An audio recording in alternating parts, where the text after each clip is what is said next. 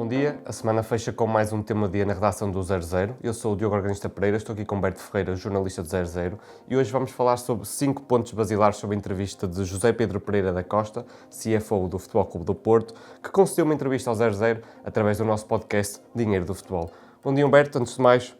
começo por te questionar. Que imagem deu a conhecer o CFO do Futebol Clube do Porto? Bom dia, Diogo. Deu a conhecer e mostrou ser uma pessoa bastante ponderada, com muita cautela, naturalmente, com a forma como queria comunicar, as ideias que queria partilhar. Não fugiu a nenhuma pergunta. Foi uma entrevista que eu e o José Pedro Paes conduzimos essa entrevista, onde tentamos tocar nos pontos fundamentais. Foi a primeira entrevista que José Pedro Pereira da Costa deu enquanto CFO do Futebol Clube do Porto. Ele já tinha naturalmente surgido publicamente para dar nota das operações económicas e nomeadamente no fim dos exercícios que o Futebol Clube do Porto foi fazendo. Respondeu também já nessas situações aos jornalistas, mas esta foi a primeira vez em que, no fundo, com um tempo alargado, pudemos perceber a visão económica do Futebol Clube do Porto. E ele revelou-se, eu diria, peixe na água neste contexto. Não foi apanhado desprevenido, não revelou não estar familiarizado com os assuntos. Acho que revelou bastante tranquilidade, que é algo bastante importante numa pessoa nesta posição, e nós vamos falar sobre isso mais à frente, mas, por exemplo, o não se mostrar preocupado com a dimensão económica que determinados momentos da temporada podem fazer com que um clube grande possa ter alguma ansiedade ou até precipitação nos negócios. Ele deu, no fundo, a entender que o Futebol Clube do Porto está bastante preparado e alicerçado para essa situação. Portanto, foi enquanto imagem que ele passa para a opinião pública, é uma imagem de alguém conhecedor, bastante conhecedor. Eu diria que as contas do Futebol Clube do Porto são muito entranhadas neste ADN que José Pedro Pereira da Costa implementou nos Dragões, e a direção de André Vilas-Boas, aqui com ele à cabeça enquanto o administrador financeiro, desde que assumiu a SAD Portista no final de maio de 2024. A parte financeira ou a recuperação dessa parte tem sido um termo estrutural desta nova direção do Futebol Clube do Porto, e o CFO assim o abordou. Eu pergunto-te se houve muito detalhe sobre esta parte financeira. Houve bastante detalhes, é de resto uma das perguntas mais longas que existe, e logo no início do Dinheiro do Futebol, até pela forma como o Futebol Clube do Porto estava a viver o momento em que a direção de André Vilas-Boas entrou em ação, depois de ter ganho as eleições no confronto com Pinto da Costa e também Nuno Lobo, porque era público que o Futebol Clube do Porto já tinha falhado alguns controlos trimestrais por parte da UEFA. Havia uma urgência muito grande, e até, se bem te recordas, e os adeptos do Futebol Clube do Porto, houve alguma insatisfação pela forma como a SAD pôde entrar a trabalhar. Entrou no limite, no fundo, das funções que a direção cessante tinha para assumir essas posições, mesmo que também tenha sido público que, de alguma forma, as pastas das finanças foram sendo partilhadas atempadamente desde que houve a vitória nas eleições por parte da direção de André Vilas-Boas. A verdade é que Pereira da Costa contou aqui a forma como o Futebol Clube do Porto teve que se reinventar economicamente para que pudesse passar esses controlos da UEFA. Ou seja, o Futebol Clube do Porto teve que fazer uma espécie de empréstimo obrigacionista, a tal operação do Dragon Notes, que fez com que o Futebol Clube do Porto pudesse equilibrar as suas contas. Há aqui um incremento de 115 milhões nas contas portistas, e esse acordo, que foi feito de uma forma muito rápida, fez com que o primeiro controle da UEFA fosse passado com sucesso. O Futebol Clube do Porto negociou linhas de crédito que tinha com juros na ordem dos 10% e 11%, que são juros bastante altos e que foram contraídos numa altura em que o Futebol Clube do Porto precisava de dinheiro em caixa para cumprir estes controlos, e os controlos estão muito relacionados com o cash flow do dia-a-dia, dinheiro para ordenados, dinheiro para a segurança social, dinheiro para o economato, se quisermos, olhando para a dimensão de uma equipa de futebol, portanto é muito mais do que só bolas de futebol, não é? Portanto, havia esta necessidade e o Futebol Clube do Porto tinha contraído alguns empréstimos nesta dimensão. Até houve, na altura das eleições, a dúvida de como é que a direção de André Vilas-Boas poderia renegociar esta linha de juros, mas foi algo que conseguiram fazer e esta renegociação, mesmo não tendo sido fechada em junho, fez com que a UEFA percebesse que já havia um acordo e que o Futebol Clube do Porto iria conseguir, no fundo, atingir esta meta. E, portanto, a clareza com que Pereira da Costa explicou estes movimentos e a forma como conseguiu também fazer estes movimentos à direção do Futebol Clube do Porto é algo muito louvável, porque o Futebol Clube do Porto conseguiu fazer aqui uma reestruturação interna também. A empresa que faz este exercício é a Porto Stadco, que é uma empresa interna do Futebol Clube do Porto, do grupo do Futebol Clube do Porto, criada também para esta vertente e, portanto, havendo aqui, e Pereira da Costa falou sobre isto, uma empresa saudável, a visão dos investidores, nomeadamente americanos, para esta injeção do projeto Dragon Notes em 115 milhões, tornou-se um sucesso de uma forma muito fácil, porque não foram muitas empresas, terão sido na ordem das 5, 6 empresas a fazerem estas folhas de crédito, na ordem dos 20 milhões em cada folha, em que o Futebol Clube do Porto conseguiu esta injeção de capital em pagares em 25 anos. Houve outros juros também de moratória que acabaram por ser alongados e a forma como Pereira da Costa detalha estes movimentos é bastante interessante, até para os adeptos que gostam de acompanhar a forma como os clubes tentam gerir internamente as suas contas, sejam aqui também bastante escalpelizadas. Não se falou sobre o passivo do Futebol Clube do Porto, já houve uma pequena redução, mas no fundo há aqui esta dimensão de passivo e ativo, porque o Futebol Clube do Porto e os clubes grandes normalmente têm um passivo alto, mas depois há uma valorização do plantel que equilibra completamente esse passivo. Nesta ordem, ou se percebermos, o plantel do Futebol Clube do Porto nesta altura está avaliado em cerca de 430 milhões de euros, teve já uma subida de cerca de 30 milhões de euros desde o início da temporada para esta temporada, acaba por ter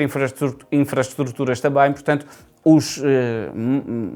milhões de passivo acabam por estar de alguma forma suportados também com esta situação, se quisermos, de uma forma geral. Imaginemos que havia que saldar dívidas entre passivos e ativos, o equilíbrio iria estar quase igual entre uma situação e outra. E, portanto, este tema não foi um tema falado, mas foi um tema que Pereira da Costa já tinha também trazido à tona noutras circunstâncias e, portanto, explicar aqui também a quem nos vê e a quem nos ouve que este tema não foi falado no Dinheiro de Futebol, precisamente por ser um assunto que já, no fundo, estava esclarecido noutras circunstâncias. Já aqui salientámos a importância desta renegociação da dívida, por assim dizer, e o Porto parece respirar melhor, o investimento no mercado de transferências assim o comprova, digamos. Eu pergunto-te, Humberto, se também importa olhar para o futuro, não só para o presente, quais são os pontos estratégicos do clube? Esse ponto que tu falavas do investimento no plantel foi algo também falado no Dinheiro do Futebol, até pela relação que possa existir naturalmente entre a vontade de um treinador, os limites orçamentais de um clube, a visão de um presidente. Pereira da Costa falou muito também sobre essa relação tripartida e até, se quisermos, bipartida entre o CFO e o presidente do Futebol Clube do Porto, dando a nota de que há uma proximidade e uma sensibilidade de André Vilas-Boas para este domínio e, portanto, ele até deu completamente a entender que, por exemplo, na última temporada, 24-25, não houve um investimento tão alto e fez com que esta temporada pudesse existir um investimento alto no plantel. Por causa de a forma como a UEFA avalia depois as contas, está muito relacionado em 3 anos e, portanto, o Futebol Clube do Porto acaba por ter aqui um equilíbrio, num ano em que não investiu muito e no outro investiu mais. Parece que se em outubro conhecemos as contas, em outubro passado, e andariam na ordem dos 40 milhões de euros positivos. É provável, e deu a entender isso até Pereira da Costa, de que se o Futebol Clube do Porto não conseguir nenhuma venda extraordinária até 30 de junho, se não chegar longe na Liga Europa, e eu chegar longe na Liga Europa muitas das vezes nestas circunstâncias significa ganhar a Liga Europa,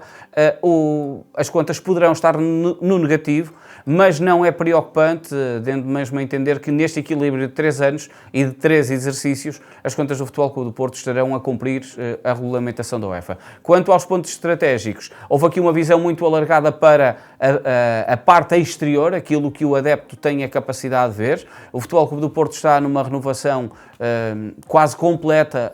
e um rebranding, uma cara lavada do Estádio do Dragão, não só pelo acordo com a Ítaca, que foi também falado neste Dinheiro do Futebol, mas também por perceber internamente esta direção do Futebol Clube do Porto que é ali que pode estar um filão novo de receitas comerciais. O Futebol Clube do Porto vai ter, e foi aqui divulgado, novos lugares de camarotes, de hospitality, a parte corporate, que acaba por ser a parte que mais investe para assistir a um jogo de futebol. Houve uma reformulação nas zonas de interiores de estádio, nomeadamente com a parte de comida e a parte de conforto para o adepto. Percebeu-se nesta entrevista que a visão do Futebol Clube do Porto é que, melhorando essa experiência, vai fazer com que o dinheiro que entre dentro do clube também seja maior. Portanto, há aqui um investimento de 30 milhões de euros no estádio que o Futebol Clube do Porto vai fazer e que estima ter no seu retorno também superior pelo facto de os adeptos poderem viver o estádio de uma outra forma, o próprio merchandising do clube, mais lojas, a loja do associado vai ter também uma renovação e uma deslocalização para a zona do museu, e toda essa experiência de estádio é algo que o Futebol Clube do Porto deu aqui também a entender, Pereira da Costa, como sendo um dos pilares no fundo, que a equipa de André Vilas-Boas, de uma forma imediata, pode angariar mais verbas. Falando aqui dos tais 3 pilares de investimento, receitas da UEFA, outro vendas dos jogadores, outro dos direitos comerciais e também direitos televisivos. A parte dos direitos comerciais nesta altura é aquela onde claramente a direção do Futebol Clube do Porto, aqui pela voz de Pereira da Costa, ficou a perceber-se que mais consegue meter o seu dedo para que a entrada de capital seja também mais visível. Vamos avançar para um tópico distinto e falo sobre o Centro de Alto Rendimento. Humberto, este foi um dos temas abordados por Pereira da Costa no Dinheiro do Futebol? Foi um dos temas abordados, até porque é um dos temas bandeira desta direção de André Vilas-Boas e já se sabe em que sítio é que vai ficar posicionado, e falou até de uma forma muito clara sobre este Centro de Alto Rendimento, dando a entender que pode não ser fácil ele estar concluído até ao fim deste mandato, ou seja, até 2028, muito por força das obras e dos licenciamentos que são necessários com o terreno. Ele explicou ao detalhe em que zona é que fica, é na zona do Olival, perto do Centro de Treinos também e de Formação Desportiva Jorge Costa, no Olival precisamente. Vai ser um centro de alto rendimento exclusivo para a equipa principal, o Olival que agora alberga todo o futebol profissional do Futebol Clube do Porto, vai ter as equipas profissionais de formação e é um centro de alto rendimento que vai custar entre cerca de 35 a 40 milhões de euros e que vai ser com o investimento do Futebol Clube do Porto. Deu também essa informação Pereira da Costa, que o exercício orçamental e contabilístico do Futebol Clube do Porto estipula que este investimento seja por parte do clube. Para fechar este tema do dia, pergunto-te, Humberto, há outro tema estrutural, digamos, que prende-se com a centralização dos direitos televisivos. Qual é a postura do Futebol Clube do Porto neste tópico? Houve aqui uma postura muito clara e até num olhar bastante transversal para o que já está em cima da mesa. Houve uma visão de Pereira da Costa de que, efetivamente, tem que haver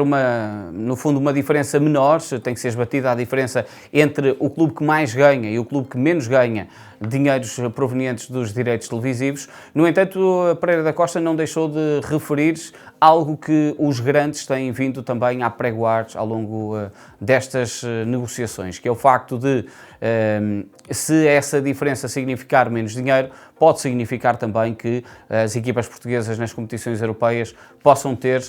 menor competitividade. E menor competitividade significa menos dinheiro que essas equipas também ganham nas competições europeias. Naturalmente, o próprio ranking europeu português, aos poucos, vai também descer. Ou seja, Pereira da Costa deu aqui claramente a entender de que não é necessariamente um ponto em que os que mais recebem têm que abdicar de verbas que já recebem para que outros possam receber mais. E é uma visão clara e até de uma forma concreta. Ele explicou que ao longo dos últimos anos o Futebol Clube do Porto investiu na Liga Portuguesa, comprando jogadores a clubes da Liga Portuguesa, mais de 100 milhões ao longo de 5 anos. Dinheiro que é proveniente de boas performances europeias, mas também naturalmente dos direitos televisivos. Dando também um ponto bastante importante, até pela chave da distribuição. Percebemos perfeitamente que a visão do Futebol Clube do Porto é que essa chave de distribuição esteja muito alicerçada nos cânones que nesta altura a UEFA faz também nas partilhas das compensações financeiras provenientes dos direitos televisivos. A UEFA tem uma chave e percebeu-se nesta entrevista que o Futebol Clube do Porto gostaria que a chave portuguesa estivesse alicerçada nessa chave da UEFA e não numa chave, se calhar, em que a chave igualitária e o ponto da chave da UEFA e da chave da Liga está muito na diferença da chave igualitária. A chave igualitária da UEFA é uma percentagem mais baixa do que a chave igualitária da Liga e, portanto, esta vertente parece-me fulcral nesta entrevista, com uma visão do Futebol Clube do Porto, a que este seja um ponto de partida, não um ponto de chegada, o que também eu acho que é bastante sensato para todos os clubes perceberem. Há aqui sempre aquela visão de que quem está a dirigir um clube não possa pensar que está a dirigir efetivamente um clube a longo termo e não um clube numa forma imediata de que quem vier a seguir que acabe depois de tomar também as decisões que tiver que tomar. E eu acho que essa forma como Pereira da Costa também trouxe esse tema, que é o facto de os clubes perceberem que este é um ponto de entrada, não é um ponto de saída, pode ser bastante importante e acho que foi bastante esclarecedora nesse sentido também. Obrigado, Humberto, aliás. Pode assistir na íntegra a esta entrevista de Pereira da Costa ao 00 e ao Dinheiro do Futebol em 00.pt e também em todas as plataformas audiovisuais. Porto e Sporting entram em campo esta sexta-feira, pode acompanhar ao minuto também em 00.pt. Aproveito para mencionar que este sábado há um novo episódio do Ponto Final. Fique connosco, fique com o 00.